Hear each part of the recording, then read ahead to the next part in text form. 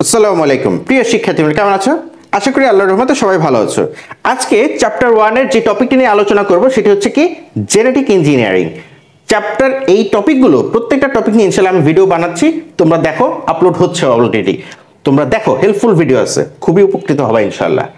তো genetic engineering ওর নামের মধ্যে হচ্ছে জিন। এই জেনেটিক ইঞ্জিনিয়ারিং ব্যাপারটা কি, আসলে সংজ্ঞা আকারে যদি আমরা লিখি তাহলে স্পেসিফিক ভাবে কি কথা আসবে, যেই প্রযুক্তির মাধ্যমে, যেই প্রযুক্তি ব্যবহার করে উদ্ভিদ বা প্রাণীর জাত উন্নয়ন করা হয় বা উন্নত জাতের প্রাণী বা উদ্ভিদের বংশ বিস্তার করা হয় বা প্রজন্ম তৈরি করা হয়, সেই পদ্ধতিকে জেনেটিক ইঞ্জিনিয়ারিং বলা হয়। সিম্পল কথা।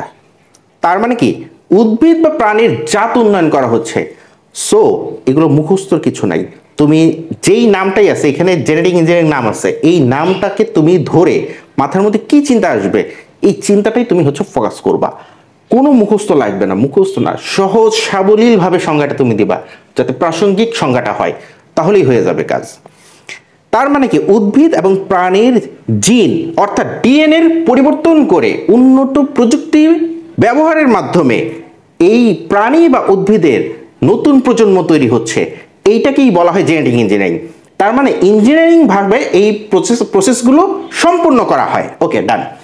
উদাহরণ হিসেবে বলা হয়, এক সময় আমরা যেই বড়ই পেতাম, বড়ই, সিম্পলি বড়ই, এখন এক একটা বড়ইয়ের জাত উন্নয়ন করার ফলে সেই বড়ই এখন এক একটা আপেলের মতো।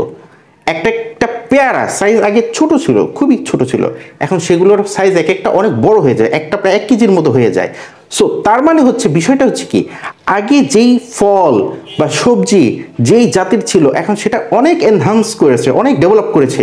সো এই ডেভেলপের কাহিনী কি, ডিএনএ টেস্ট।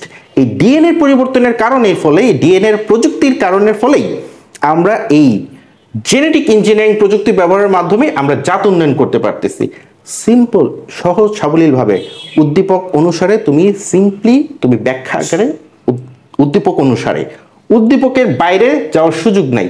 উদ্দীপক অনুসারে যেই এক্সাম্পলটা বলতেছে সেই এক্সাম্পলটাকে ধরে টেনে বৃদ্ধি করবা ভাব সম্প্রসারণের মতো। সিম্পল, তাহলেই ফুল মার্কস পেয়ে যাবে ইনশাআল্লাহ, আশাবাদী। তো জেনেটিক ইঞ্জিনিয়ারিং এর মাধ্যমে কি হচ্ছে, আমরা নতুন নতুন প্রাণী বা উদ্ভিদের জাত আবিষ্কার করতে সক্ষম হয়েছি। এতে করে মানব কল্যাণে বহুলাংশে উপকৃত হচ্ছে এই জেনেটিক ইঞ্জিনিয়ারিং ব্যবহার করে। সো এইভাবে এইটার ব্যাখ্যাগুলো দিবা, এটার এক্সাম্পলগুলো দিবা, হয়ে যাবে কাজ। তো এরকম ভাবে ছোট ছোট পার্ট বাই আকারে আমি ভিডিওগুলো আপলোড করতেছি, ইনশাআল্লাহ তোমরা দেখতে থাকো। আজকে এই পর্যন্তই। আসসালামু আলাইকুম।